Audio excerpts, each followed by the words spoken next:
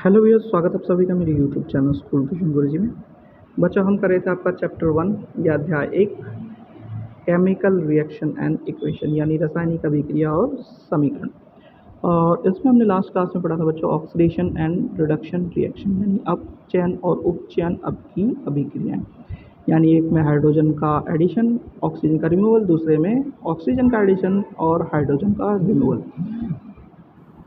अब ये जब चीज़ें होती हैं तो बच्चों हम क्या कह देते हैं उसे आपका ऑक्सीडेशन और रिडक्शन रिएक्शन। बच्चों अब आज की क्लास में कुछ एक नया रिएक्शन हम पढ़ने वाले हैं बच्चों। तो चलिए देखते हैं, जानते हैं, समझते हैं कि आज की क्लास में आप और आगे क्या पढ़ने वाले बच्चों।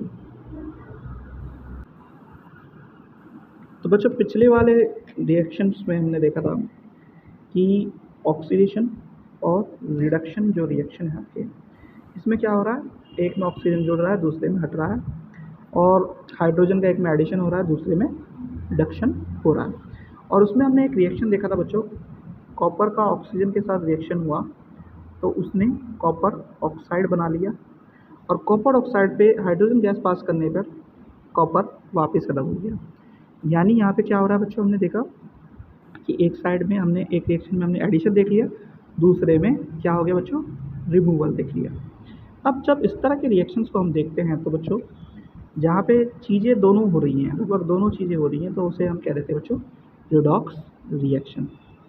अब जरा समझ लेते हैं रिडॉक्स रिएक्शन होता क्या है बच्चों। यानी in this reaction the copper oxide is losing oxygen and is being reduced by the hydrogen is gaining oxygen and is being oxidized. In the other word, one reactant get oxidized while the other get reduced during the reaction. Such reaction is called oxidation and reduction reaction या redox reaction।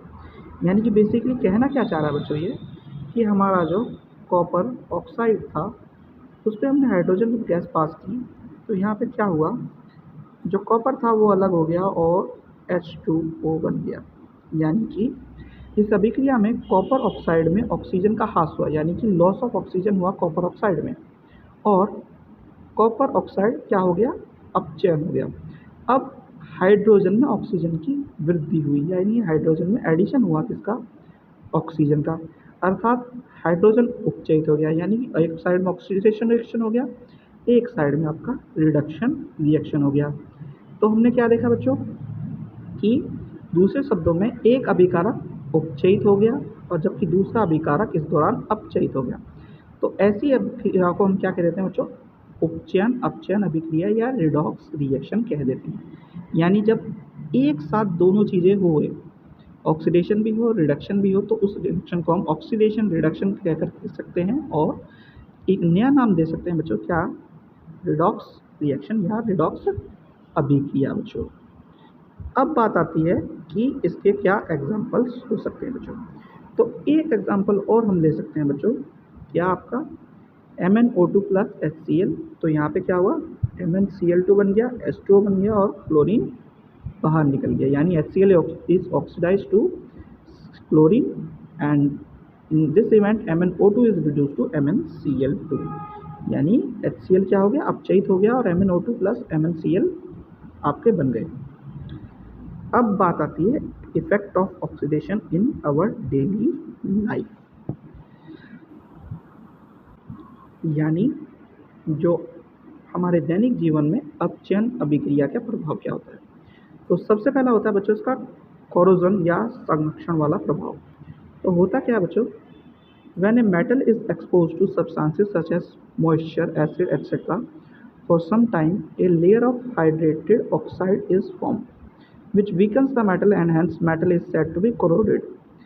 और इसके example हैं बच्चों dusting of iron, black coating on iron on silver and green coating on copper are example of corrosion. ये आपको basic example देखने को मिलते हैं। यानी लोहे में जंग लगना, सिल्वर जो आपके सिल्वर में जो ऑर्नामेंट्स हैं, यानी कि आपके जो आभूषण हैं चांदी के, उनमें कालापन आना हल्का, और जो कड़ा वगैरह पहनते हैं आप कॉपर का अगर पहनते हैं या फिर कॉपर के यूटेंसिल यूज़ करते हैं काफ़ी समय तक अगर रखे रहते हैं, तो उसमें ग्रीन कोटिंग या हरा जो परत है उसका बनना बच्चों।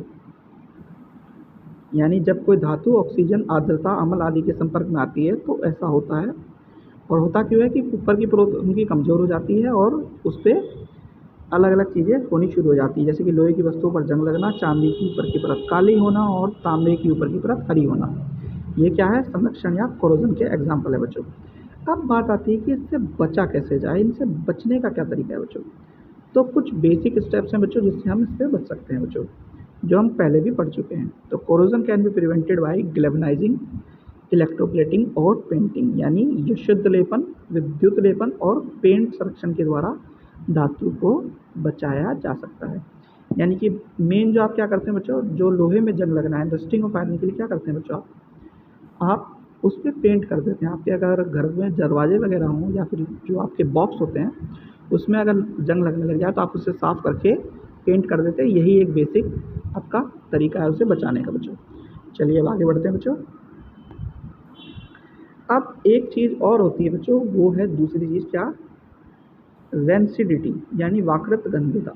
अब ये क्या होता है बच्चों, oxidation of fat and oils when exposed to air is known as rancidity, it's led to bad smell and bad test.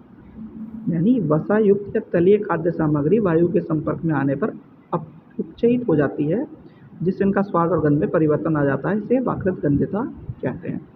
अब इसका एक बेसिक एग्जांपल आप देख सकते हैं बच्चों कि आप कोई नमकीन या फिर चिप्स वगैरह इस तरह की तली हुई चीज़ जो पैकेट में बंद हो उसे लेकर के आएँ और उसे आप खोल करके 10-15 दिनों के लिए या कुछ दिनों के लिए छोड़ दें।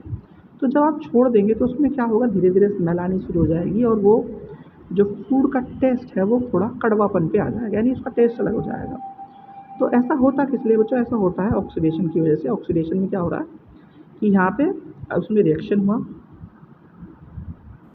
और रिएक्शन की वजह से क्या हुआ, उसका जो टेस्ट है और उसका जो स्मेल है वो दोनों के दोनों बेकार हो गई।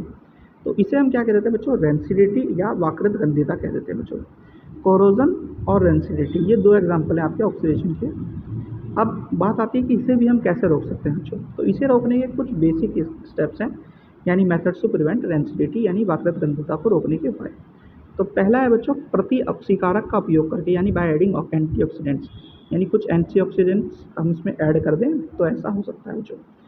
फिर क्या कहता है बच्चों, keeping food in air tight containers, यानी वायुरोधी बर्तन में खाद्य सामग्री रखकर। अब क्योंकि एयर से रिएक्ट करती है तब ये ऐसा होता है, तो हम क्या कर सकते हैं, एयर टाइट कंटेनर में उन्हें बंद करके रख सकते हैं, तो काफ़ी टाइम तक हमारी चीज़ें चल जाएंगी। दूसरा क्या है, अगर कॉमर्शियल स्केल पे हमें करना हो तो रिप्लेसिंग एयर बाय नाइट्रोजन, यानी वायु के स्थान पर नाइट्रोजन गैस रख देंगे, तो भी हमारा क्या होगा, जो रेंसिडिटी है या वाकृत गंधता है वो नहीं होगी। आपने कई बार देखा होगा कि जो पैकेट्स होते हैं वो काफ़ी समय तक स्टोर करके रखे जा सकते हैं, तो ऐसा इसी वजह से होता है। स्टोर उन्हें क्यों कर सकते हैं, क्योंकि उसमें हम नाइट्रोजन गैस को भर देते हैं। आखिरी आपका तरीका है बच्चों, और आखिरी क्या कर सकते हैं बच्चों हम, रेफ्रिजरेशन या शीतलन द्वारा। तो बेसिकली बच्चों हम इन 4 मेथड्स को फॉलो करके हम जो रेंसिडिटी है यानी वाकृत गंधता है उसे हम रोक सकते हैं बच्चों। तो बच्चों आज की क्लास यहीं पे ख़त्म करते हैं। आशा करता हूँ आपको वीडियो अच्छी लगी होगी। अगर वीडियो अच्छी लगी हो तो चैनल को सब्सक्राइब करें, वीडियो को लाइक करें, शेयर। Thank you.